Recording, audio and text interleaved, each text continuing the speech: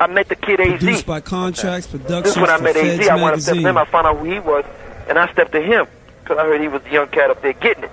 So I wanted to step into him and talking to him like, yo, this is who I am. Because like I said, like I told you earlier, I didn't have no problem.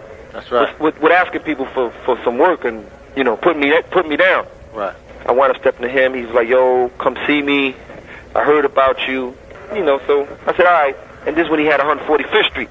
All right. I'm 145th between 7th and 8th, the jukebox. You know, and AZ was young, and AZ was getting it. He was getting it. He was the young kid busting out with the Audis, and this is when they had the Audi. This is when the Audi 4000s was popular. So he wound up. He wound up. You know, I didn't see him no more. I was waiting for him to get back to me. So I was still doing my thing. I was eating. You know, I wound up stepping to A at that time. I remember it was on 139th Street and 7th Avenue over there by the Wendy's. They used to have the games on Lenox Avenue. So I went there, I asked him this and that, and I knew what he was into. And I told him, I said, yo, I'm on the east side, because I started hustling around my mother's way again, too. So I said, yo, I'm on the east side. Can you give me some bottles? Contracts You know, because I knew he was into the bottles for $10 and all that. I said, yo, can you give me some bottles? All right. This was the powder thing. No crack. This was the powder thing. So he was kind of reluctant at first. He didn't really, but he told me to get back with him. So, you know, you tell me that, I'm going to get back with you. So I got back with him. One thing led to another. I wound up getting bottles from him, and he wound up hitting me. Okay. He wound up hitting me, and I took him to the east side, and I was doing a little something over there. I was eating. So I started doing a little something. I was flipping the bottles. It wasn't what I was used to, but my brother he was grinding. He was doing his thing. That's right. Waiting for opportunity again. So I kept on coming back at him. He was like, damn, you flipping these like that? I said, yo, I'm doing all right. But, you know, I had money saved up, so even if I wasn't flipping it, I was just taking the money out of my stash and paying him to have him believe that I was flipping it like that. So I wound up stepping to him, telling him, like, yo, man, you know, I got a little store over there I'm trying to get. We can go half-half on it, whatever, and we could do something. So he was like, yo, all right. So he said, go ahead and get the store, and I got you. So I went up and I got the store, whatever, gave the man like $10,000 or something like that. And I had the little store over there for a little while. But the east side, you know, it wasn't really like the west side. It was cool, but the money wasn't there like that around there. They wasn't used to spending $10 on some coke and all that around there. But it was all right. So that wasn't really coming fast enough for me. So I stepped to him again. I said, yo, man. I said, yo, put me down with you, man. Let me be a part of your crew. You know. This day I stepped to him. He had the jukebox for it, but he was starting something new on 34th Street between 7th and Lenox. Okay. He was starting a new spot over there. And I stepped to him. I was like, yo, man, let me be down with you. And this day I stepped to him. Some dudes had shot at him or stepped to him about something. Okay. Now this is how I got in with A. This is how I really became like down with him. Because the other thing I was just getting hit from him. Okay. But this is how I became down with him. I stepped to him on 34th Street. It was at night, and he had a couple of his little, I'm not even gonna call them soldiers. He had a couple of his little workers around him and all that. And some dudes had shot at him or tried to stick them up or something. And he was telling me this, and he was getting frustrated. And I was like, yeah, whatever. He was upset about it. So I was like, yo, what you gonna do? And he was like, yo, we gonna go find them cats. We gonna this, that. I said, well, bet. I said, just give me 15, 20 minutes. I gotta shoot back to the east side, get my guns, and I'm back over here. Okay. So I do all that. You know, everybody do their thing. His little workers, they go get whatever little guns they got, wherever they got them at. And so I was the only one that came back. Me and another person, you know, came back. And I'm the only one that came back. And like another guy. So I came back with 2 guns blazing. I said, well, let's go do this, man. Okay. So we wound up looking for the dudes, and we wound up finding them, and we wound up finding one of them, and we wound up busting him down in order, but he got into his building or whatever, so we couldn't get to him in order, but we wound up letting him know, like, yo, we busting our guns too. Productions. And we was trying to kill this kid. And that's how I got in, and he took a liking to that and put me down with him.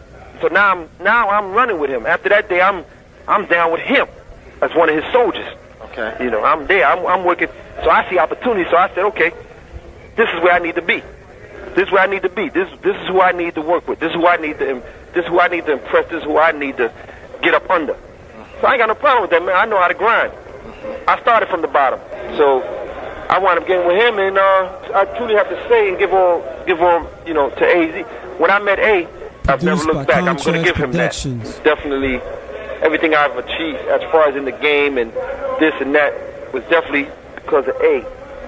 So now we in 34th Street, we 45th Street, and I'm down with him, and I'm doing all dirty work. And, you know, I'm taking care of, you know, if dudes is, you know, I don't know if you remember this kid named Travis, you know, he had put this kid Travis down with him, and the kid Travis was slipping his own bottles up in the spot, and AZ knew. One thing about A, he knew his work, man. He knew what he should get, what he shouldn't get. Produced by you know, Contracts Productions. And A was also, he's also used to send people to go buy his stuff to see if it was being switched. And we found out that this kid Travis was switching up the bottles. So make a long story short with that, we wound up beating the kid Travis down. Who wound up beating the kid down? Me. I wound up beating the kid Travis down, trying to throw him out the second floor window. Okay. Because, you know, he robbing from my man A. That's right. And I got to let you know you can't do this. So I tried to throw the kid out the window and all that, and we didn't succeed. I was trying to tie his neck up. I was trying to tie this joint around his neck and throw him out the window and let him hang. Okay. But we didn't succeed, so we wound up beating him down and all that, so we got rid of him. So that was, you know, that was that, and I used to be the person that, you know, AZ used to put me through a lot of little, he used to test me a lot of little times. He used to, like, he would give me a certain amount of bricks or whatever and tell me, like, you know, go bottle them up. You know, I was getting in positions like that where he was trusting me with the work and telling me to go bottle it up. You were actually bottling up whole bricks? Huh? Whole bricks? Yeah, whole bricks. Yeah, A didn't play that. A didn't play bottle up this. You had to bottle up the whole brick.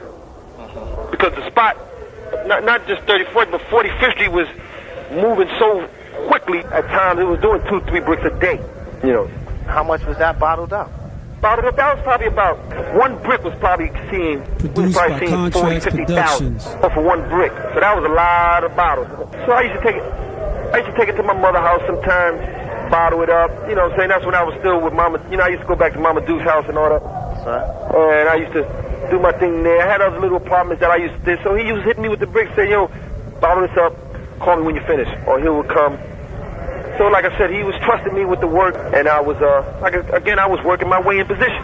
So I was always with him, you know what I mean, doing my thing and all that. We started getting real popular as far as people started saying, like, yo, them kids is getting Contracts Productions. Yeah, them kids is getting it because they seen AZ had the Audis and the little Benzes and all that, and this car, that car, and then, you know, so they started hearing about it. They said, yo, that jukebox is getting money, and people started seeing the lines and this and that. I mean, it was ridiculous. Again, it was ridiculous. Like, we used to tell customers, yo, wait on the other side. And that's how come you had to bottle up everything once we got it, because you could never give it a time where they was going to wait. You couldn't have the customers waiting too long. You had to always be ready for them. I mean, and they was coming like that. You figure we was giving up almost close to a half a gram for $10. For $10. No cut, straight raw. Produced by Contracts No Productions. cut, no chaser, straight off the brick into the bottle. Coming straight off the brick into the bottles, man, and we was bottling it up, and like I said, he used to put me through a little thing, but I seen the bigger picture, so there was no reason for me, and I wasn't trifling like that, where I had to stash bottles and this and that. I was happy. Right. You know, he was treating me good. I was happy in my position. I seen the bigger picture. Right. So there was no reason for me to be petty like that, because he wasn't petty with me. Right. A was a good dude, man. I mean, A was a good dude. Not until now that I've seen the pettiness, but back then he was a good dude, and he was allowing me to eat. So that was that, and so now the jukebox getting real popular. So now the stick-up kids come out. The stick-up kids are starting to come out. You know what I mean? They starting to come out, and they robbed the spot. They hit the spot a couple of times. Okay. They hit the spot a couple of times, so that was really becoming a concern of AZ's. He was really getting frustrated that they kept on coming. Feds magazine. So that was becoming a concern for AZ. Yeah, that was becoming a big concern. That was becoming a concern for AZ because he wasn't really used to dealing with that, and they used to come in and close the gate and just rob everything that was in there, you know, take the bottles, the money, and nobody never got killed when they used to come stick us up. So I stepped, like, yo, we got to put a stop to this, and I'm quickly thinking murder. Okay. We gotta put the murder game down. So we wind up finding out who's setting it up. So we wind up snatching one kid up and throwing him in a van. Okay.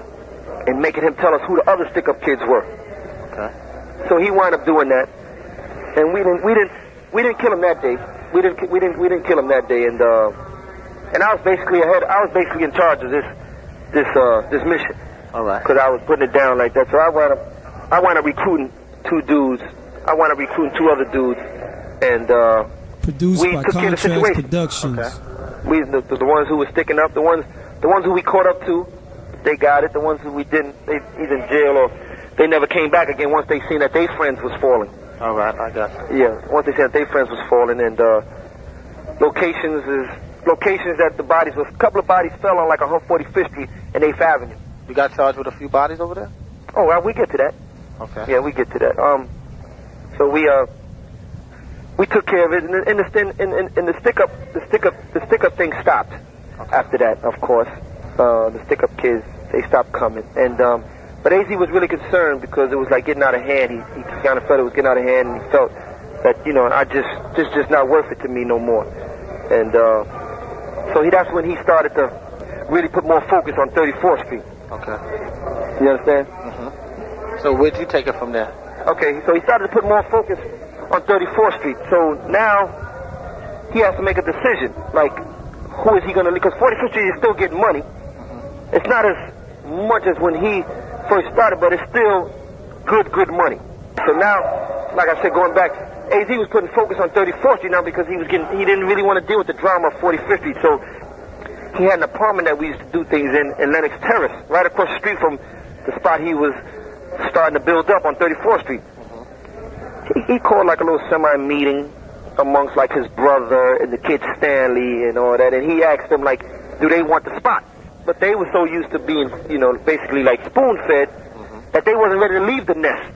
And A was like the nest and the comfort. They wasn't ready to leave from up under him. So they was like saying, no, we're going to stay down here with you, A, on 34th Street and start this new spot. And they was used to that. They liked that. Okay. And the kid Stanley was like, nah, I don't want it, you know, or too many problems up there. So when it came to me, I was like, hell yeah. Hell yeah. That was Produced the day by Contracts Productions. when Poe was doing his thing. So he said, all right, well, then it's yours, man. This is what you know what to do, because you've been down a while now, so you know how to do it. You know this and that. So we had an agreement that he would see about 10,000, 15,000 off of every brick or something, like 10,000 off of every brick. Mm-hmm. Because he was still giving me, I didn't have a connect yet. That's why he give me bricks and all that. So my money was funny. Okay. And now I know I got me a gold mine now, because I still seen the gold mine, and I was willing to protect it at any means necessary. Okay. And if it was taking somebody's life and killing somebody because they wanted to come take what I was doing, then so be it. Okay. So I knew I wasn't gonna really be up at the spot like that, because I thought I was past that hanging. So what I did was I got with some kids from the area up there. The kid name was Jay. He was pretty known up around that area, so I knew. Because I'm saying to myself, as A is telling me he's gonna give me the spot, I'm saying to myself, okay, now I gotta put my own crew together and get a crew up in here, because everybody else gonna want to go with A and hustle with A. That's right. So I said I gotta get my own crew together. So I was thinking about bringing some East Side dudes up there, but then I said, no, you gotta get some dudes from around the area to avoid problems. So the kid Kato introduced me to the kid Jay, so I met the kid Jay, and I was like, yo, this is what's happening. I got 45th, I got the jukebox. I'll put you down, and whoever else you put under you, that's on you. Mm-hmm. You know what I mean? That's your crew. Okay. But I'm just dealing with him. You follow me? I'll follow you. So my thing is with him. So AZ's giving me the coke, whatever, for a little while. So I'm just going along with it, because it's respect that he gave me this. So it's only right that I make sure he sees some money out of it, and it's still almost like his spot, but I'm running it. Okay. So he's giving me the coke and all that, and I got the kid Jay down. So what he's giving me, I'm hitting the kid Jay. So give you an example. If AZ was paying, like, I think at the time 14 for a brick, he was charging me, if he was paying 14, 15, he was charging me 25 for the joint. I was giving it to the kid for 35, because it's my spot. To him, it's my spot. I'm paying for the bottles. I'm paying for every loss. I'm paying for the coke and all that. All you doing is making sure that the money's right and the work is getting put in there right. A getting his little 10, 12. I'm getting my little 10, 12. Then the kids, he's seeing his little 15 or whatever, and then he paying the crew and all that. That's all he got to do is pay the crew. Right. Well, how many other dudes he got down with him? Right. So everybody's getting money. So this goes on for a little while. I save up enough money to start doing my own thing now, getting my own bricks. That's right. So I remember going with A couple of times to the Connect and all that. So I wound up seeing the Connect. So they still thinking AZ got something to do with 45th Street, and they used to come see him around there. So they come around there, and then they see me now. They're like, yo, what's up, man? I was like, no, what's up with y'all? You trying to do something? One thing led to another. I wind up dealing with them. Okay. So now I step to A, and I'm like, yo, this is what's happening, man. I saved up enough money. I'm starting to see Raymond. I'm starting to go see them and this and that. So his 34th Street is starting to pump too. So he's like, yo, whatever, man, you go ahead, that's your thing. So eventually I just fade him out, and he don't get no more money from 45th Street. Right. And he's cool with that because he wasn't greedy for money, so he's cool with his 34th Street thing, because that's starting to do like a brick a day, a brick every 2 days. So 45th Street becomes all mine now. 45th Street is mine now. No one getting no money out of there but me and the kid Jay. And so I got the kid Jay down. The kid Jay is good. He happy. He on. He rolling. 40-50 done pick back up, because I'm getting, I'm seeing, I'm getting 3, 4, 5, 6, 7, 8 bricks now from the kids. So we flooding 40-50 again. It's back to where A had it at. But nothing good ever, nothing like that ever lasts forever. Nothing ever lasts forever. So people started opening up like crack spots around there. But if they was opening up crack spots, we didn't really care about that. As long as they wasn't opening up no powder coke thing type thing. Right. So one thing led to another. Little beef started coming. The money started getting kind of low. The kid Jay started getting kind of conniving, and I say conniving as far as, I used to get a lot of little phone calls like, yo, because he used to have this kid down with him named Manny, so I used to get a lot of little phone calls like, yo, Manny had to jump out the cab and he left 2 bricks in the cab. Police got this, police got that. So I started losing money. Right. That kind of like faded out. And so again, I started seeing the bigger picture, like, yo, I'm losing money. It's not really worth it to me no more up here. Right. So in that whole thing, before the end to 45th Street for me, we're going to jump into a Rich situation, okay? Okay. Me and Rich, like I said, when he came home after that year in prison, I think it was for a pistol, we hooked up. We became cool, real cool. It was sort of, the best way to put it is that I was filling that spot that L.A. had left. Okay. Because it was rich in L.A. Anybody you asked, it was all about rich in L.A. back in the 80s and all that. Okay, now what'd you say? I said I was filling that spot. Okay. Basically, if you really looked at it, people who knew about rich in L.A., I was filling that spot that L.A. had left. Okay. Because he got killed. How did he get killed? L.A. got killed outside of the rooftop. He got shot up outside of the rooftop. This when the rooftop was real popular, like 85. Again, me and Rich's relationship became real strong, man. We became like the best of buddies and all that. I mean, and what people don't magazine. really understand is that all 3 of us was doing our own thing. Okay. We were all doing our own thing, but it wasn't no problem if A needed whatever kind of money, or if Rich needed, or if I needed. It wasn't no problem for me to come to these dudes and be like, yo, let me get that, man. I need that for something. So in Rich and I's friendship, we used to like a lot of the same cars. We was like some of the first young dudes to bust out with the convertible BMs, and all 3 of us were the ones who first came out when they switched over to the new Jeeps. Okay. We was the first ones with them. Me and A bust out with the 7s. Black and white? Yeah, the 735s. Okay. I remember we bust out with them, and I. Did y'all pay cash? Huh? Did y'all pay cash? Oh, every car we had was cash. Every car. Oh, we had titles to everything. We didn't know nothing about finance. No. Out of 50 cars, out of 50, 55 cars, only 1 was ever financed for me, and I was trying to build some credit for somebody. Okay. So yeah, we bust out with the 7s, and because A went and bought a black joint. Okay. So then I said, man, I'm going to get me one too. So I like the black joint too. So when I came through 132nd Street with my black joint, he seen the joint. He pulled me over. He was like, yo, Paul, we both got black joints. We ain't, ain't no reason for both of us to have black joints. And it made sense to what he said. So I didn't know, I didn't know he was going to get the black joint. Okay.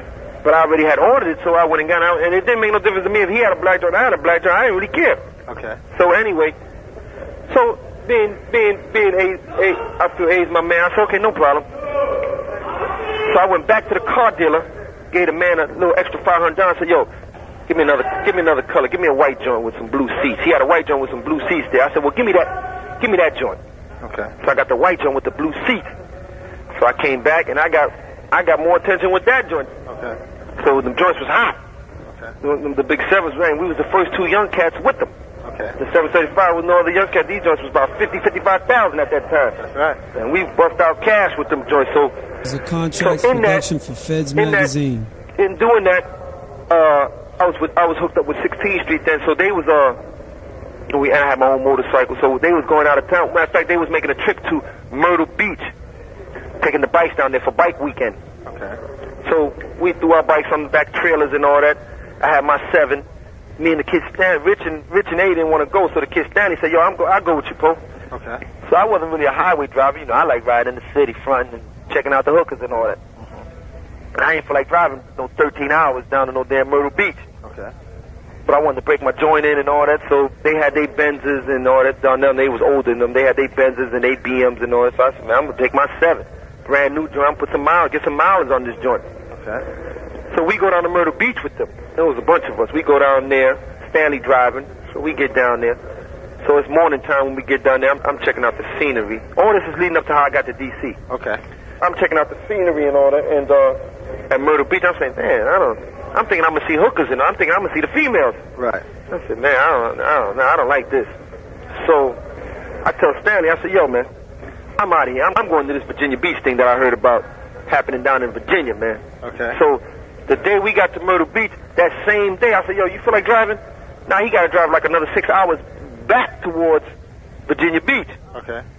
So he said, yo, and Stanley was that kind of driver, and you know, so he said, yo, no problem. So I left Darnell and all them cats down, and then I left them down to Myrtle Beach, and I broke out. Okay. They had my bike or whatever. I rolled up out of there. Me and Stanley went to Virginia Beach. It's me and him. So now we rolling up in Virginia Beach early in the morning. It's around 8 or 9 o'clock in the morning. Off the hook. We roll up in there with that white joint with the white piping and the white rims. So we roll up in the town with that joint. And at this time, Stanley's driving the car at the time. I'm just in the passenger seat. We roll up in this town. Everybody's looking at whoever's out in the morning getting breakfast or going to the restaurants. And they looking at these joints. These 2 young cats coming up in here, and we like, man, what the hell? Where the hell is everybody? So we don't really know nobody down there. We don't know what's happening. So we wind up getting a room. And this was the first year. I think this was '86 for me or something. 87. We wake up. It's around 4, 5 o'clock in the evening now. The joint is jam-packed. It was like 7, 8 girls to like every one dude. So now, in that, I met some DC cats down there. Okay. And I met some DC cats down there at the time because they seen the joint, young, out of towner, getting money. So I met them. And we exchanged numbers or whatever. And they told me about this. They told me about this Patti LaBelle thing that was happening. King's Dominion. Okay. So again, Rich and them, they wasn't really trying to go nowhere like that. No, they was more to staying in Harlem. Okay. So I told I said, yo, hey, let me hold that 190, man, and with the Louis Vuitton seats and all that. So I took that joint down to Patti LaBelle, to the Patti LaBelle show. Okay. I had Gucci stuff from Dapper Dan. That's right. So they never seen none of that stuff in a car and all that. So and I had that 190, and I'm young, and I'm pushing that joint. They like New York tags. Anytime I went to any of them events, I made sure I had New York tags. New York tags. Wasn't no Jersey, none of that crap. New York tags. So that was my first out of town experience. So in that, I met some girls from D.C. because they was really on the Gucci jackets that I had in the Louis Vuitton. So they stepped to me and was like, well, what's your name, this and that. I told them where I was from, blase, blase. One thing led to another. We exchanged numbers. They the ones that told me, said, yo, the end of August, the last weekend or whatever, Virginia Beach be having this thing. Okay. So that's how I got there. So we invite them up to New York. So we like, yo, man, they come to New York. We gotta lay the script down. Let them know we doing our thing up here. Okay. So me and Rich, we decide, yo, we gonna go buy some Porsches. So we had this dude out in the Porsche dealer in Jersey. So we went out there, and that's when the new 944 turbos was coming out. Okay. And they also weren't convertibles, but they were new. Okay. They were new joints. They were just hitting the market. They wanted like 40 for each joint or something. So we was like, yo, that's what we gonna get. So Rich had a burgundy one he liked.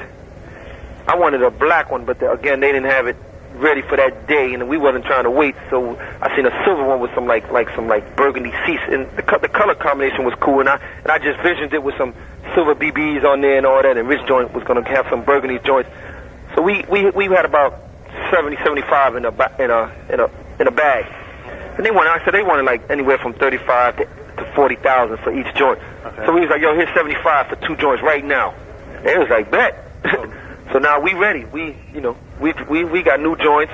They're gonna see. They're gonna be like, okay, we messing with some ballers. Okay. So and the weekend went beautiful. They had a wonderful time. Okay. And they went back to D.C. Okay. So now they're back in D.C. So I'm keeping in contact with the girl Karen. Rich is keeping in contact with the girl Inga. So now that's what 45th. So 45th Street is starting to just become a headache to me now. Okay. So I'm starting to say to myself, you know what? I'm about to leave this thing alone. So in the process of doing that, I go down to D.C. The girl Karen invites me down to D.C. And I go on down there. I put my jewelry together, and I go on down there by myself. And I'm getting familiar with everybody. When I'm in D.C. for a little while, I'm in D.C. with the girl Karen because she know everybody. Everybody know her because she used to mess with some serious ballers in that town. So I'm in there. So I come to find out that they think I'm the police down there because she takes me up to this place called the Florida Avenue Grill where back then everyone used to go eat. And if you was a baller, you go there to eat and get your car washed. So they started whispering and all that. Amongst the whispers, she has an uncle that found out that, yo, that dude you with, a lot of these dudes think he's a federal agent, but in the same time, I don't know that this kid named Red Jack from the east side that I used to look up to as far as in the hustling game, he's down there also with this kid that we wind up killing later on. He's down there with him getting money. And he's down there with him getting money. And he starts hearing that I'm down there. He starts letting them know, like, yo, the kid Alpo, no, ain't nothing police Produced about him. Contracts, he's doing his thing up in New York and this and that. He's legit. If he's down here, he's trying to come down here. You know, he starts telling me, if he's down here, he's trying to come down here and do some things and all that. So down there at the time, what was real popular was the Chevy Blazers, the little joints. Okay. Two-door Chevy Blazers. A lot of dudes had them joints. So those were real popular down there. So I said, man, I'm gonna get me one of them joints and just blend right in. So now I got me a new truck. So they really looking like, yo, he was just down here with a Porsche. That's in the shop. Now he got a truck. Right. So again, my name is getting popular, and I meet this kid named Fat Rodney. Me and him became real cool. He got killed later on, but me and him became real cool. So I wound up hooking up with this kid named Cliff Cobbs. Okay. He come from a real known neighborhood in D.C. Okay. And a lot of people respected him and his brother Roy and that whole little crew. It was a whole little crew of them. Because D.C., they quick for their guns, man. Okay. They kill you in a minute, especially if they know you from out of town. So I wound up staying with the girl Karen and her family, and I wound up just giving 45th Street to the kid Jay. Now my thing is out of town, and I'm a wholesaler. Okay. So I wound up getting a couple of $100,000 out of my stash. I didn't deal no more with blocks and things of that nature. I wound up just going down there being a wholesaler. Okay. And again, I was seeing anywhere. At first, I was seeing like maybe $6,000 off every brick. Then, you know, as prices and other people start coming into the town and all that, I wound up seeing maybe $4. And then it got to a point I was seeing anywhere from the lowest it got was anywhere from $2,500 to $3,000 off a brick. And that was good for me because sometimes I would go to D.C. with 30 bricks and sell them all in one day. Whew. Yeah, because I had good customers. I had anywhere from 10 to 15 good customers because I was giving it to them at a good price. Because if D.C. was letting them go, if someone had them in D.C. for 21, 22, I was letting them go for 18. So in all of that, I wound up meeting some other cats. This young cat by the name of Pop, and this other cat's name, in the process of putting coke in that town, I wound up meeting some cats named Kirk Bone. Okay. This fat kid named Kirk Bone. Rafe, the kid Rafe, he was a well-known. He was like one of the biggest cats coming up out of D.C. Okay. He doing life now in prison, but I wound up meeting him, and you know when he went to jail, that's when I really, basically almost like really took over the town. So I wind up. So things started getting kind of crazy for me. I was into, like my little man Pop, I was introduced to him by some other cats, and he was a young, wild 15-year-old kid coming out Southeast that was killing anything moving. And he just wanted to be up under somebody that was going to look out for him. Okay. So I wound up taking him up under my wing and looking out for him, and through him I wound up meeting another cat named Wayne Perry. Okay. Now this kid here, I mean, he had the town on lock, and I mean, he had the town locked on fear and was putting his murder game down. You hear me? Anyone who mentioned his name knew, when they mentioned his name, they mentioned murder in the same sentence, because he was about his work. and didn't have no problem with talking about it and telling everybody and didn't care. And if you tried to go testify or tell on him, he was getting you. So the young kid Pop wound up coming to me saying, yo, my man is in jail, this and that. So his bail was like something, I think I had to pay like 10%, which was like $10,000. Okay. I wound up giving up the whole $10,000 because I seen the bigger picture. Right. I said, if I get this kid out and the reputation that he has, then all that'll come on my side. Right. So I wound up giving up the whole 10, and it was a 10 well worth it. So I wound up getting him out. I didn't really step to him as soon as I got him out. I just let it be known to my little man. We wound up. 15-year-old man know him? Because my little man had an uncle that knew him. Okay. So my little man had the reputation of being wild and about his business. So his uncle was wild too, my little man's uncle, and him and the kid Wayne knew each other. Okay. So and then Wayne, that's how he met him, and Wayne knew what my little man was about. Okay. So killers respect killers and all that type of thing.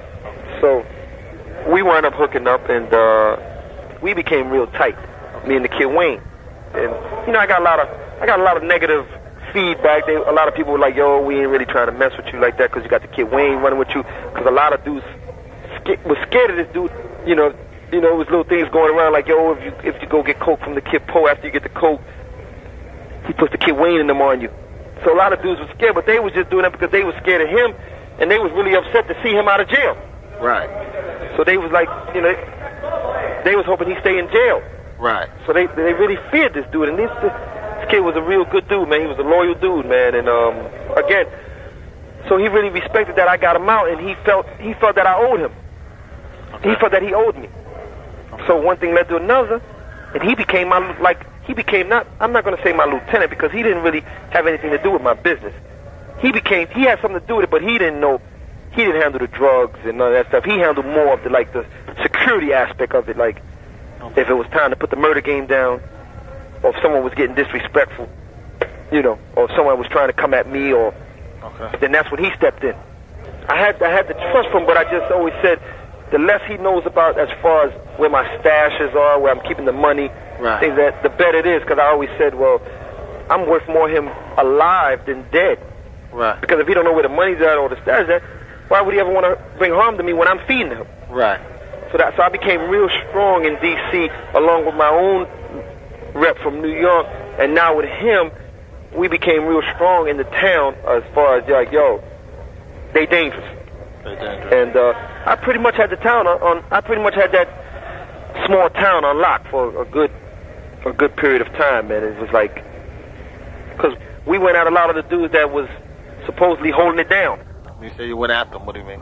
When I say I went after them, because a lot of people were starting to talk about, well, we got to get rid of the kid Pope because he's getting too much money, and he's not even from here. I did hear you got shot. I got shot because they was trying to kidnap me in D.C. My little man, I had a little dude. This little dude is the dude that killed Rich with me. He was getting money too. He was one of my best customers. He was really holding it. He had a beef with another crew, and we couldn't really get at them because they knew us, and they knew how we was coming and all that. So we had to hire like a ally. And this kid he volunteered to be the ally, but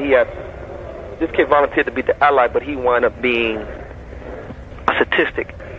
The day I was supposed to meet him up at this car wash, because I had bought these cars and I had these guns for him. The day I was supposed to meet him up at this car wash, he had other plans. They was going to try to kidnap me. Okay. So we would just leave it at that. They was going to try to kidnap me, and I wound up getting hit that day. You wound up getting hit? Yeah, I wound up getting hit in my ribs.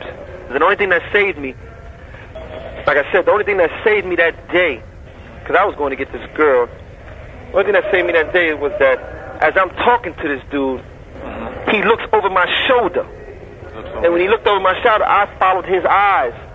And when I followed his eyes, I seen about 4 dudes coming to try to grab me. Okay.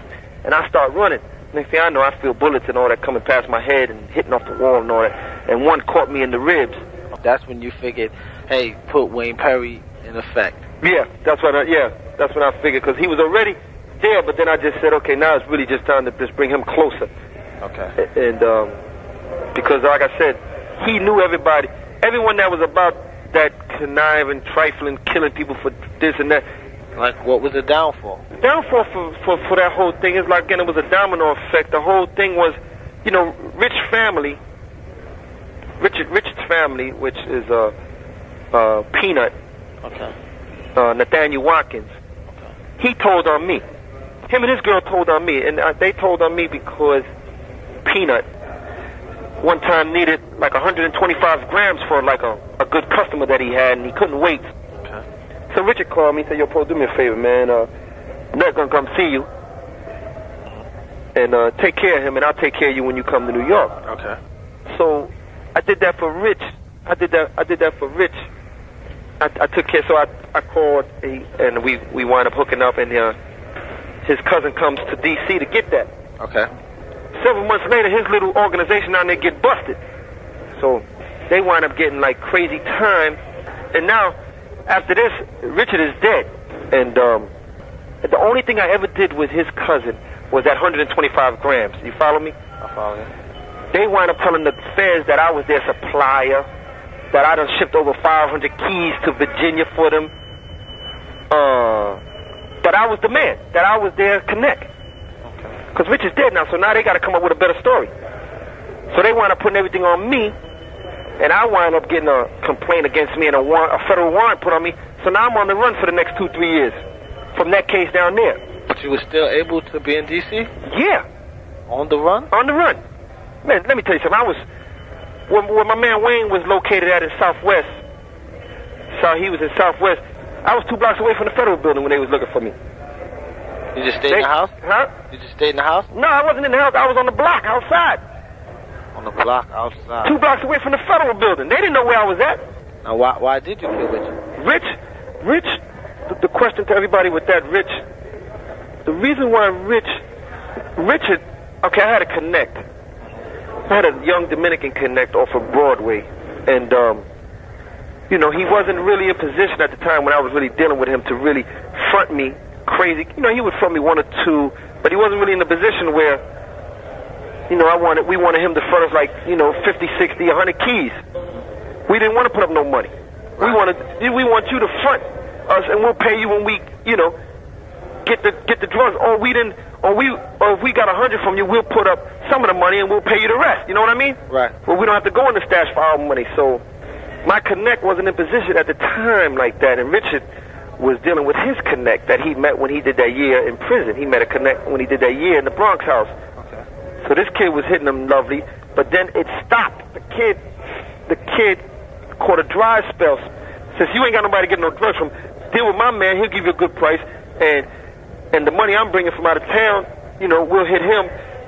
And when he starts fronting us the drugs, you let me know. Because I had other connects. I had like 2 or 3 other connects that I was able to deal with too. So the time came where he was going to start fronting us the coke. Okay. But I was out of town. Since I was out of town, he wasn't able to catch up to me. It was easy for him to just deal with Rich. Right. Give it to Rich and let Rich give it to me. Right. So that's what happened. If he gave 100, I was supposed to get 50. You know what I mean? I know. At the same price that he was charging Rich. I was supposed to get it for that price too. Right. But before this came along, I was already dealing with Rich with his connect. So if his connect was charging whatever, I didn't have no problem with Rich making $1,000, $2,000 off of me, because I was coming to spend $300,000-$400,000 with him. But now my connect is giving it from 12, 13. My original connect is giving it to for 12, 13, and I'm supposed to get half of that at that price. But Rich got me thinking that the coke that I'm getting from him is still coming from his connect. So then I wound up bumping into my connect because I wound up staying up there a couple of days, and I wound up running into my connect. Okay. So I bumped into him. So I said, "Yo, what's up, man?" I said, "Yo, what's up, man? When are you gonna start, you know, looking out for a brother, man?" Okay. He was like, "What you talking about, Pope?" I said, "Man, you know what the hell I'm talking about. When you gonna start fronting us this and that?" And he had a lot of respect for me. I had a lot of respect for him. And so I said, "Yo, when you?" So he was like, "Yo, what are you talking about?" I just gave Rich like 60 joints. This time he had just gave Rich like 60 bricks. Okay. And 30 of those bricks were mine. Okay. So I'm saying, "No, you didn't. You didn't." Rich got coke from his man. He said, "Man, Pope, I'm telling you, man." I said, "Oh, yeah?" I said, "Yeah, all right, man." And he described them, and I remember I had just got these round joints from Rich that were real good. And I think they had like Reagan or somebody on them. Okay. They were real good, man. And he described them to me and everything. Okay. So I said, "Yo, all right." I said, "Yo, we never had this conversation, man." So I didn't really say much about it. I just had in my mind like, damn, Rich getting over on me like that. So I didn't say nothing to him the first time. So I went back down to D.C. to get rid of my bricks and all that. And I had developed a relationship with a dude that just started off as one of my customers. Me and him had built a relationship where we became like real tight, like me and Rich in New York. This kid was me and Rich in D.C. Okay. What was his name? His name was Gary. Gary. Yeah, little Gary. Is that the one that they say got his dick cut off? Yeah, that's the one they say got his dick cut off, yeah. Was that a situation from you? Yeah. That was? I wound up killing little Gary later on. This kid was good. He was probably about 3 years younger than me. He was a murderer, too. He was about his murder game. Okay. This was my little man, so I went back down to D.C., man, and I told my little man, I said, yo, man, this dude Rich up in New York, man. And he knew Rich from me bringing him to New York because we used to do the firework thing in New York. Okay. Every 4th of July, I used to spend like 10, 15,000 with these guineas downtown and get me like a truck full of fireworks and come back to my neighborhood and blow it all up and all that. Okay. Around 105th Street, and this time I did it around 102nd Street with Rich and all that, and I brought my little man, because they never seen nothing like that being in D.C. They couldn't really do stuff like that, so I brought him to New York to show him how we live up there and all that. Okay. So he wanted me and Rich in that process and all that. So this day I went back to D.C. I said, yo, man, this dude here, man, I just found out this dude is jerking me, man. He's like, what are you talking about, Paul? I said, man, this dude getting these bricks from my man. I'm supposed to get half at this price, and he charging me this price because I'm thinking it's still coming from his connect. Mm-hmm. And his first thing come out, he's my man, let's kill him, man. Mm-hmm. I was like, nah, just hold up for a minute. Let me think about this thing. So I wound up calling Rich. I said, yo, Rich, everything all right? Your man back on? So I'm just checking. I said, your man back on? He said, oh yeah, my man just gave me some more joints. You coming up? I said, yeah, I'll be there. Okay. I said, all right. I told my little man, I said, yo, we going to New York, man, and we gonna go see Rich. No, first I went to New York. I took care of my business with him. I spent about $500,000 with him, and got my bricks and all that. And I think he was getting them from. He was also getting bricks from like Fritz and them. I don't know if you ever heard of the kid Fritz. Yeah, I heard of Fritz. Yeah, Fritz was getting boatloads of that stuff. I wound up taking it back to D.C. So I'm still not saying nothing. So I'm seeing my little man. I said, yo, man, that's it, man. I'm going to go back to New York. I said, yo, I'm going to ask Rich. I'm going to step to him because I'm really like just fed up with it now. I said, yo, I'm going to ask Rich who he got that coke from. This last day I got who he getting this coke from. And if he lied to me again, that's it. It's over. Okay. I'm taking him out. So now I told my little man this. I'm saying, yo, you come. I said, yo, we gonna go to New York. I had just got me a customized van. I just bought me a customized van. Them big joints with the TV and the bed and all that. Okay. So I had just bought one of those, and it was up there in the shop getting the system done and all that. So I told my little man, I said, yo, we gonna go to New York. We're gonna fly to New York. I'm gonna get with Rich, and I'm gonna find out what the hell is going on. Okay. So one thing led to another, and I don't want to go into all that, but did I, the question is, did I have anything, did I kill Rich? Yeah. Yes. Yeah? Yes, sir. Yes, sir. I killed Rich. How'd that come about? You just put, because everything on the street said that a limousine pulled up. Huh? A limousine pulled up and put Richard in the car or something like that. That's what they said? Yeah. No. That's what that didn't happen. That's for them to see later on. That didn't happen. Okay. That didn't happen. But I know the thing is, did I kill Rich? And yes, I killed Rich. Why did I kill him? It wasn't personal. It was business. I'm gonna tell you this, because Rich,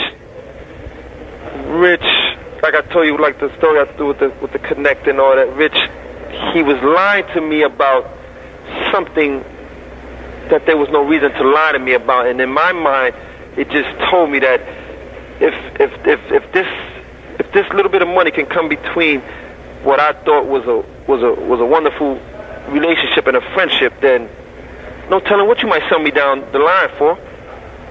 And I gave him the opportunity to tell me the truth, not once but twice. So when I already came with the plan with my little man, and Like, yo, if he lied to me, we just gonna do what we need to do. Then that's what happened. Did I kill the little brother? No, I didn't. That was, you know who that was, right? Right. You know who that was? Right. They said it was Preacher. No, they didn't. That's who it was. They got right. Not just Preacher, but Richard's uncle Apple. Right. They did that. And what made it seem like I had something to do with it is because where I left Richard, the boy's body was found almost in that same whole City Island area. Now, they said you carried the body all the way from Harlem to City Island? Yeah. You wasn't afraid? No. I mean, once that first murder, once you take care of that first murder in your life, you know, it's like really, and not that this is a good thing that I'm saying, but you know, once you do it once, it's like everything else is. No, I wasn't afraid. No, the answer to that, no, I wasn't afraid. I mean, I was doing what I had to do, Antoine. Okay. Definitely got killed in that area, and his body was definitely taken up to around City Island. Okay. He got hit twice. It was just he felt something, man, because I'll tell you this, his hand was on the doorknob. I had to pry his hand from the doorknob because it locked on the doorknob. Locked on the doorknob? Yeah, he was trying to get up out of there. They also said that he scratched your neck. That's a false. He never scratched. Richard, first of all, Richard never seen it coming, really. He couldn't have scratched my neck because I was the driver, and my little man took care of everything else. And no, he didn't scratch me. How I got my neck scratched, and it's not they said it. I believe AZ said my neck. Right, AZ said it. Yeah, I believe AZ said my neck. Hold on. Richard didn't scratch my neck. Richard never even seen it coming. Richard never even laid a hand on me. He never knew what was happening. Now, how'd your little man get killed now? Little Gary got killed in D.C. And it wasn't because he helped me out with the Rich thing and all that. Oh yeah, by the way, I got my money back that Rich jerked me out of. You want to put that? Okay. Definitely got my money back. How'd you do that? Well, remember I just got hit with a bunch of bricks from him. Right. That I was supposed to bring the money back for. Right. I kept that. Oh, you kept that? Yeah, I got close to what he was beating me for back. Okay.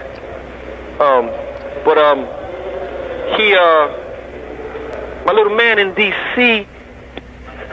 It came a thing with him where he was, he was a short kind of guy. He was about 5'1", 5'2", real slim in the body and a real big head. Okay. But he was getting money though. People didn't know he was getting money. At that time, he was probably holding about $1 million, $2 million, and people didn't know that he was holding like that.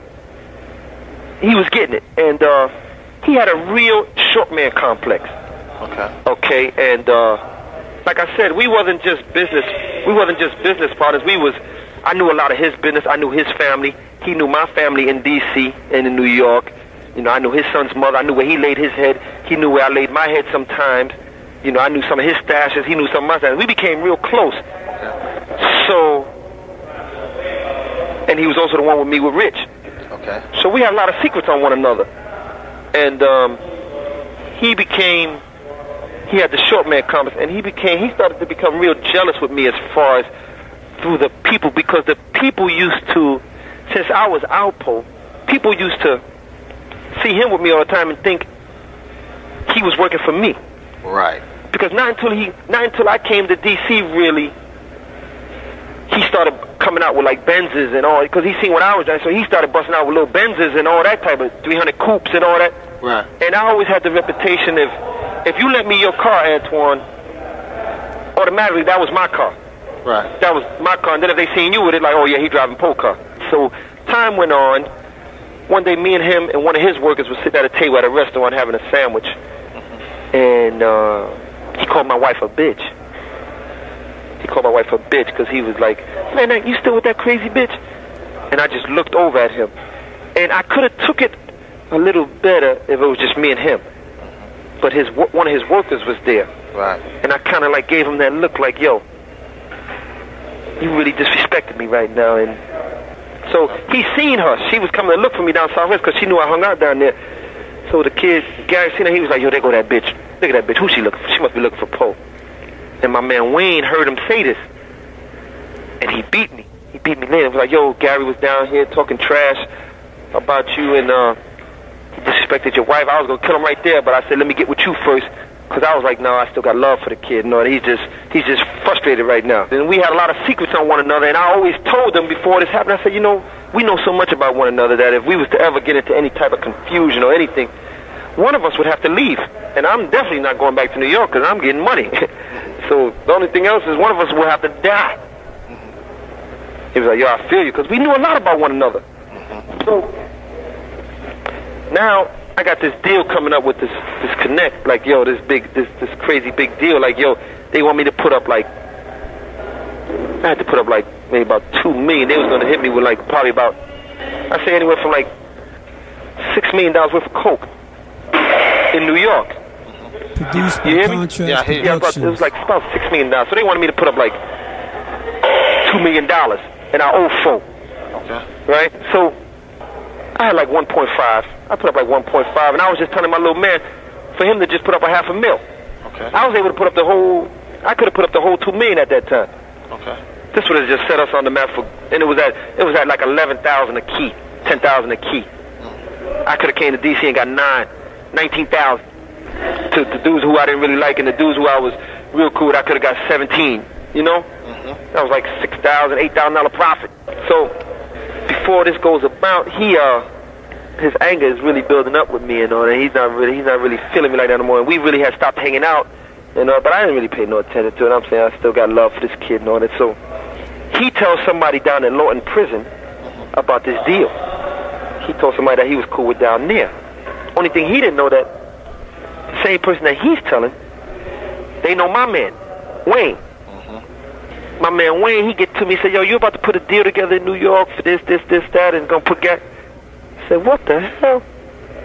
I said, how you know? He said, well, man, my man called me down from Lawton. He said, Gary told him that, yo, that you want to put this deal together and it ain't gonna go, you know, he gonna wind up doing you in the process. Just how much anger he built up for me. So I said, oh, yeah. So my man was like, yo, let's go. I said, no, we got to do this right now. Can't just be running up on Gary in broad daylight. That's gonna come back to us. So we got to do this right, and we got to get him where nobody know. So my little man Gary, he had a little beef with somebody, and they just like maybe like a month earlier, they tried to kill him. And so he beats me one night and said, yo, kid, one of the kids' name was Jawbreaker out of DC, the kid named Jawbreaker. He said, yo, I know where Jawbreaker them at. This is Gary talking to us on the phone, like, yo, I know where the kid Jawbreaker them at. They had such and such, such and such. I said, oh, yeah. So I'm talking to him on the phone. I said, who you with? He said, yo, I'm by myself.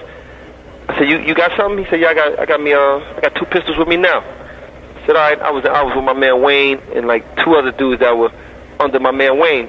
So that was our perfect opportunity. My man Wayne was like, yo, produced by Contrast Productions. So we go, we jump in this kid's MPV van, because we used to like using an MPV van because they had the little side compartments. We could throw the pistols in there if the police pull us over. Okay. Real quick. So we jump in the MPV van. So I'm driving because since I was like the best driver. So we go meet the kid Gary, because this is a perfect opportunity. Don't nobody know he's with us now. And when he come up missing, we can always be like, man, you know, I knew how to deny it quick. Okay. So we go get him. Boom. So we go get him. He gets into the MPV van. He parks his car, whatever. He parks his truck. He had the truck at the time. He parks his truck. I met him on, Florida Avenue. I go meet him on Florida Avenue by a Wendy's, I think it was. Okay. We get a little revolver out of the stash, and I give it to the dudes that's sitting in back of my man Gary. So my man Gary, he's in the middle, but he don't know that we done slipped the revolver to the back to the kid who's gonna hit him in the head. We ran for about 5-10 minutes after we get the gas. Bang! My man hit him. I give the signal through the rearview mirror. My man hit him with the revolver, 2 in the head. All you hear is, ugh, once he hit him, because the kid Gary was getting kind of sleepy, because we was about to be like, yo, we ain't gonna catch these dudes. So, you know, Gary was getting kind of sleepy, so he's like dozed off for a minute. So he never even seen it or felt it coming. So the kid hit him with the revolver, bow, bow, you know, so the bullets don't go nowhere, because in the revolver, they don't pop out. Okay. So he hit him in the head twice. Down. Gary, he winds up shitting on himself. Okay. From his muscles relaxing. Okay. So, you know, he's stinking up the car and all that. So that's how the thing came about, that his dick was chopped off. So we had to find some woods So I had to find somewhere to dump him at. So we wound up taking him in this park over on 16th Street in Northwest. Okay. I don't know if it's Potomac Park. I think it's called Potomac Park or something. So we wound up taking him over there. And I said, yo, man, we're going to leave him in the woods. So I said, yo. So we pull over in this real dark. I said, yo, take off his clothes, man, so they won't spot him through the clothes and all that. Take off his clothes and leave him naked in the woods. So we do that, and we dragging him through the woods naked. So he gets a couple of scratches on his body and his face and on his penis because, we taking him through the bush. We dragging him. Okay. So that's how it came about that they thought we chopped off his dick and all that. And I thought where we left him at was real cool, but we wound up leaving him next to some type of telephone box or something. And the next day, just so happened that the telephone people was coming out to fix this box. And that's how they found him the next day. Didn't they say something about dementia with your wife? Huh? Dementia. Dementia was a situation where he really disrespected himself and he disrespected other people, and that's why that happened to him. Okay. Yeah, he thought he was tougher than what he really was. But I ain't play with them Brooklyn dudes. You ain't play with them? Nah. I ain't. They were cool. I had some cool ones that came up out of Brooklyn, but I just always remembered as a kid how Brooklyn used to like to rob you and all that. Right. How they was always known for robbing you. So that kind of like stuck with me in my time. But I met some cool getting money dudes out of Brooklyn without a doubt. Okay. Who hit him?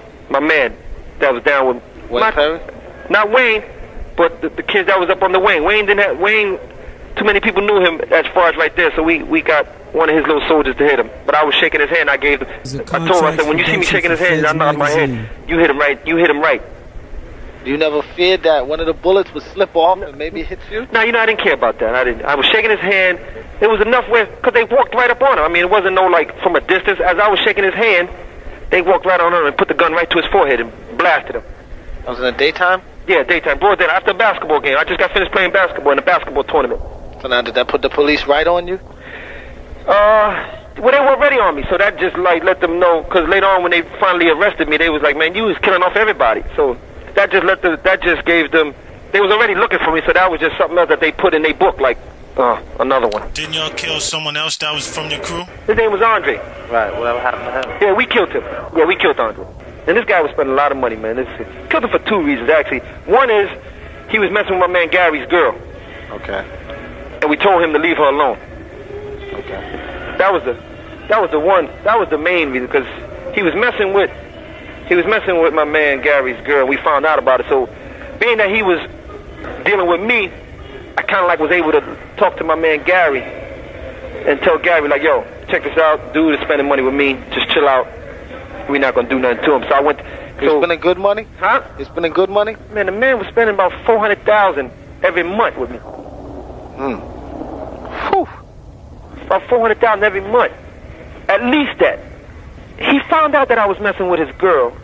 You know, he came to kind of like put it together and found out, but he never said nothing. Now, he met my man's girl somewhere, somehow, and he booked her, and they was doing their thing. And the girl Caprice was kind of like, she was starting to get real unhappy with my man Gary, because he really had her on lockdown, kept her in the house with the baby and all that. She couldn't really do nothing and all that. We had bought her a convertible BM and all that, but she couldn't really drive it. When she drove it, she had to be certain places. So he really had her on lock and had her scared. So this kid Andre met her, whatever, and, you know, I guess, so we found out about it. My man Gary found out about it, and he called me. This when we was tight like that. He called me, he was like, yo, Paul, I need to talk to you. I said, all right. So I met him or whatever. He was like, yo, this nigga Tank messing with my girl. This and that, man. I'm going to step to him. He know that's my people and all that. I said, hold up, Gary, let me. And my man Gary was like, yo, that's it. He was ready to just take him out. So because he knew that was Gary's baby mother, and you didn't do that. Right. So, and you know, I'm boning Andre's girl, so I'm like, oh man. So let me go talk to him first. And again, the kid Andre never said nothing to me. He knew I was boning girl. He never said nothing to me. So, and he wasn't no tough guy. Nothing. He didn't, you know, he was about getting $1. So okay. I went to go talk. I said, yo, Andre, check this out. You know, me and you doing business, money's good, this and that. But yo, you got to stop boning Gary's girl, man. You got to stop messing with her, man, because he knows he's upset, and you know he giving fair warning. I mean, he's letting this one go because he don't believe y'all had sex or whatever, and I don't even want to know. But whatever you're doing with her, let it go, man. It ain't worth it, man. He was like, yo, I hear you good looking out, this and that. He told me this straight in my face. About 2-3 weeks passed. My man Gary called me, Ken. He beat me. Yo, come see me, man. So I go meet him. Kid Andre got to die, man. Check this out. Dude doing it again, man. He's still seeing Caprice and this and that. I said, all right, man. He said, man, this time I want to talk to him. So I said, all right, no problem. So I had a deal. I had a deal with the Kid Andre for about 270. Okay. About 270,000. This day he wanted some drugs. So I said, yo, we killed 2 birds with 1 stone. I'm going to meet him, take care of this business with him, and you can talk to him at the same time. Okay. So I go meet the kid. Produced by we go meet the kid at my favorite spot over there in Minnesota and Pennsylvania Avenue over there by the Amber. I told Gary, I said, just chill, man. Let me go talk to him. I had my 5.0 this day. I said, let me go talk to him, and then you come. So I got into the truck. I told the kid Andre, I said, what's up, man? I said, everything all right? He said, yeah. I said, well, what's going on, man? You back? He said, nah, this and that. So my man Gary, here come my man Gary. As I'm talking to the kid Andre jumped into the back of the caravan to go get the money out and all that. Okay. And I was over in the passenger seat. So my man Gary, he comes from out my car, which he was in the passenger seat, and comes around through the driver's side to the empty seat. So the kid Andre is coming from the back seat to the middle seat now with the bag of money. So as soon as the kid Andre turns around to look at me and let me know that the bag that my man Gary is coming in the car and hit him right in the head. Boom! My man Gary was strapped all the time. He knew he was going to kill him, but he knew not to tell me because I was going to tell him, no, don't do that. So now I'm like, oh, Gary, what the hell? He's like, yo, man, the hell with that dude, man. He was this and that, disrespect. I said, all right. But in my mind, I'm saying, yeah, you're right. Because now I got the girl all to myself, so we killed 2 birds with 1. I'm saying I'm going to miss the money, but I got the girl now, too. I got the 270 now. So I take the money. I said, man, what the hell? I take the money. He had a Rolex on. We left all that. I said, man, follow me in the car, man. Go. I said, here, take this bag. Take the car. Follow me. So we drove about 5-6 blocks away from that area. Right. In a residential area, nice quiet block. Just threw him down on the floor. Wiped off everything that we touched and all that. And just left him there. And they found him like 2 days later, 3 days later, because from the stench of the body and all that. Because it was like summertime, so his body started stinking and they found him. Did the girl think that you did that? No, she didn't think it at first, because she beat me. As soon as she found out, it was like, yo, they killed Andre, she crying. So, I'm like, hold on, boo-boo, don't worry about it. We're going to find out who did that. So I'm going over there, comforting her and telling her to calm down and this and that. And so now we got that 270, and I give my man 100,000, I keep 170, and that was that on that one. That was that on that one? Yeah, he violated as far as my man telling him to stay away from his daughter's mother. And he wouldn't listen. Yeah. How many are you actually charged with? 14. 14 homicides? 14 murders, yeah. Which are they? 7 or 8 in D.C., and the rest was in New York, like some of the stick-up kids. Okay. And so how'd they find out about the stick-up kids in New York? Well, that's what I'm seeing. Well, now my situation, now we get into that, my situation. Now, I want to take this opportunity to just, 2 rumors that was always around about, and make sure this goes in there, Antoine. Okay. 2 rumors that was always out about me. That one was, I don't know if you ever, that I was dying of AIDS in prison. I heard that one. Okay, that's false. Okay. I'm healthier than I ever was. Okay. And the other one, a lot of people, Poe is snitching, Poe is telling. Yes. If that's what you want to call it, then that's what you call it. But Poe calls it looking out for Poe. Okay. I'm doing what I got to do for me, and for the people that read this and read the article, or the once upon a time friends that I thought I had, and they look at it and say, "Oh, Poe went out like a sucker," or "Poe went out like this." In life, you make choices, and sometimes those choices are good, and they're bad. You follow me? I follow you. And I thought at the time when I did what I had to do for me, I thought I definitely had to understand that what I'm doing ain't right, but that's what I needed to do for me. Right. I've truly come to accept that I made the right choice. Did at any point Rafis himself try to send anybody out? Nah, me and him never had no problems because when he was out, he had so much of the town locked, I wasn't really a threat to him. How many different crews tried to kill you in D.C.? In D.C., I probably had about 3 different crews trying to come at me, and you know, they was coming at me, but they wasn't for real though, because they knew who I had with me, man. They knew I had killers, man. They knew I had killers. They knew I was boss my gun too. Do you ever feel at any time that they may get together and try to kidnap you? What, Wayne and them? Right. No. If Wayne was so loyal, why'd you flip on him then? Government. They wasn't dealing with Alpo on a, well, we're going to give you 10 years, Mr. Martinez, or we're going to give you 15 years, or even 20 years. No. They wanted me for the death penalty. They was trying to look to give me the death penalty, or if they couldn't succeed with the death penalty, they was going to try to give me the rest of my natural life in jail. Because we had murders. We had 2 murders. We had murders 2 blocks away from the White House. What was that about? Huh? That was about a female. That was a female. She wasn't really. That was about a female. But my man was so crazy that this female, when we killed this big drug dealer in D.C., that was the guy earlier I told you, the kid Michael Frey. When we took him out, it was such a big deal. That was such a big thing that this hooker started. You know, I'm not even gonna call her hooker. This female started running her mouth about a situation that she didn't really know nothing about, and my man got so upset at that he just said, you know what, she gotta go. She talking too much. And it was after a Keith Sweat concert. It was at this place called Constitution Hall. Constitution Hall. And that's like 2 blocks away from the White House. And he just left her there. He just left her there? Why'd you kill Michael Frey? Michael Frey was someone who was about to get back in position in D.C., and he had a little cleanup list of people who he needed to eliminate for him to be back in power like that again. And I was the first one at the top of his list. Okay. To get rid of me. And how I found out about that is that he didn't know I was feeding somebody in his camp. I was looking out for somebody in his camp because he couldn't take care of him, and they got the information back to my man, and my man got it to me, and that same person that was in his camp wound up killing him for me. Okay. Now, the murders that you're charged with in D.C., which ones are those?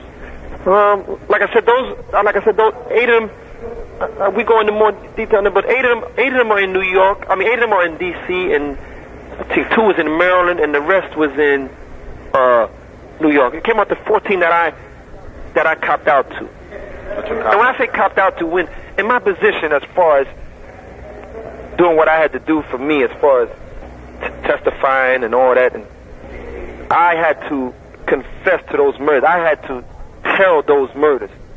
How would they get the New York murders? Well, because that's all one. You know, New York comes to D.C. and they you know, the investigation. When the feds are investigating you, they investigate everything. But how would they know all of that? From me. Oh, okay. Once you take the position that I've taken, you have to tell it all. Things they didn't know I had said them, because if it came a time later on that they found out about it, then whatever agreement, whatever situation that they gave me, they can take it back and take me back to court. Okay. It was that kind of thing. Like for 4 of the murders in New York, I got immunity. Got immunity? Yeah, I basically almost got like immunity because they just added them to the murders in D.C. Okay. Now let me ask you another thing. They said also in New York that our preacher extorted you and Rich. Right. Right. Now, yeah, let's cover that real quick. Preacher never took 2 pennies from me. Now, Antoine, like I said, I'm here telling you that I'm telling and all, so there's no reason for me to hold back anything from you. The preacher never took 1 penny from Produced Alpo. by Contrast Productions. Never, ever. He would have took 2 bullets before he took any kind of money from me. Preacher, now, his situation with Rich was different. Preacher took care of some murders for Rich. No, Preacher, I was real cool with the guy that Preacher killed named Terry. That was his partner. Okay. I was messing with his goddaughter named Vanessa, this girl named Vanessa, and they never came at me for any kind of extortion. One time, Preacher came and asked me for like a half a key of coke, and I never even got it to him because I was so much in and out of town, I wasn't even thinking about him. No. My little man, my man that I told you earlier that was the stick-up kid with me and all that, he had Preacher. He knew Preacher. He was going to kill Preacher. Preacher never took a penny from me. Even now in my position, some people came to see me about Preacher, and they was asking me like, yo, the Preacher, so I could have benefited from there if I wanted to and just said, yeah, but no, preacher never took any kind of money from me. He always thought Azie was a punk. He always used to call Azie a punk. He knew what I was about. He knew what I was about, so he didn't even come at me like that. And as far as Rich, him and Rich had an understanding because of Apple being Richard's nephew, and Richard paid him like $10,000 before he came home or something to kill this kid Sean Moe. They killed him coming out of 145th Street Garage in St. Nick. Okay. So him and Rich had that situation, and then he was right around the corner in 148th Street.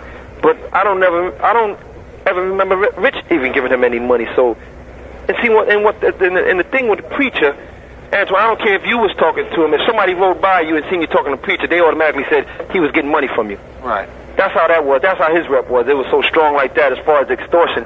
But if anybody that really knows me, they know I'm not paying nobody nothing. Right. It's easier for me to tell him to meet me and pick up the money and just put two in his head. Come on. I could have brought, that was the case, I could have brought my man Wayne from D.C. If I didn't even want to, I could have brought him from D.C. They don't know Wayne. Wayne would have walked right up on him, hit him 3 times, and then piss on him. They ain't care nothing about no damn preacher. He respected me the same way I respected him. What was it like where did the feds catch you at? They caught me in D.C. In D.C.? Yeah. They said it was on Pennsylvania Avenue? Or yeah. Minnesota? Pennsylvania? Pennsylvania Avenue, yeah. No, Pennsylvania, Minnesota, yeah. Minnesota and Pennsylvania, yeah. What was that experience like? That experience, that was a scary experience for me because, you know, this is the feds. I know once they came, I knew it was over. They was lamping outside this apartment. They was lamping outside this house I used to be at a lot. This dude used to cook. He was a good cook. He was a faggot. Mm-hmm. And his name was Manny. Manny was a good guy. He was a homo though. He was gay. Okay. Everyone knew him in D.C. And the guy Frey that I talked about that we killed, his girlfriend, her name was the same girl that Rich used to mess with. This was one of the girls that Rich used to mess with named Inga. Okay. She was messing with the kid Frey now. So now after he gets killed, later on the line, the feds run up in her house. Because they had heard he got killed, so they had heard that I may have killed him because I wanted to be with her. Oh. So they ran up in her spot. So when they ran up in her spot and told her that, she was like, oh yeah, he might have had something to do with it. Well, he don't be here. He be at Manny's house all the time. Right. So what they did was they started checking out Manny's spot. And they caught me coming there a couple of times, but they didn't move in at that point. They wanted to make sure that it was me. So this one night they was lamping outside the joint. I was waiting for her, and in the process that I was waiting for her, the kid Manny came outside, and we was sitting in his Cadillac because I was waiting for my wife to pull up, and this dude walked past the car. A black dude, it was around 2 in the morning, 3 in the morning. I'm like, man, what the hell? What the hell he doing walking by? So I'm strapped. So I get the 9. I was carrying like 2 9s with me, so I pulled them joints out. The kid Manny was like, what you gonna do? I said, no, I just don't trust this dude right here. So I got my 9s with me and all that, and so he disappears. My wife pulls up. She's driving a rental car, so I get in because I had took all the cars back from her, so she couldn't get to none of the cars. I had took her BMs and all that. So I go on the passenger side of the rental, and I get in. I said, yo, go ahead, drive. I told Manny I'll see him later. I went up in the rental talking to her. I told her to drive. So as she's driving, I see a great Thunderbird coming back of her. You make that turn. You make that left. So the light is green now. Now she's moving a little something. It goes to yellow. I said, okay, now speed up and make this left. So when she made the left, she almost turned in, like going the wrong way up the street. Okay. So I grabbed the steering wheel and jerked it back to the right lane, to where the traffic is going the right way. So right across the street, right across from the corner that we made the turn, there's a Amoco gas station on Pennsylvania and Minnesota. Okay. So they got a police car in there. They knew that I wouldn't pull over for no regular car. So what they did was they sent the police car at me. And in my mind, I wasn't driving. My wife was driving. So in my mind, I'm saying, okay, I got fake ID. I had about 10 different IDs. And my wife had her license, so I'm saying, well, you ain't really do nothing, so just pull over and we going to see what they going to say. You made a mistake. And we on our merry way. But the feds was behind them all the time. The feds had said, they told me later on that we knew we couldn't just pull you over in any old kind of car, so a regular police car you may pull over for. And when I stepped out, they jumped out the trees and out the restaurant, and all kind of cars came and this and that, but I tried to jump back in the car, and my wife tried to throw the car and drive, but she never got it in drive. She just got it down to neutral, and the car was just revving real high. And they snatched her out the joint, pulled her through the window, and they threw me on the floor. And the feds, and then one of the agents was like, "Give us that famous smile." And I just looked up at them and gave them a smile. They was like, "Yeah, that's him." Yeah. And they had, and when I went to the federal building, they had a can of Alpo on their table. A can of Alpo. Yeah, they gave a can of Alpo to the federal agent who finally got me. The van that they had an old van sitting outside this faggot's house. And when I finally got knocked, they opened that joint up, and that joint had top of the line technology. It had like a scope up in there, all type of surveillance equipment and all that. But the joint looked like a raggedy old van. So they was definitely surveilling the joint from the girl telling her that I'd be down there a lot. And that's how they got me. That's how they got me that night, November 6th, 1991. Over to D.C. jail and all that. I'm in D.C. jail for a little while. I'm, you know, my name, they starting to hear that I'm up in there. And because the kid Rayful, he had just, maybe like 2 years before, he had just left the joint. Like I said, he was like one of the biggest dudes coming up out of D.C.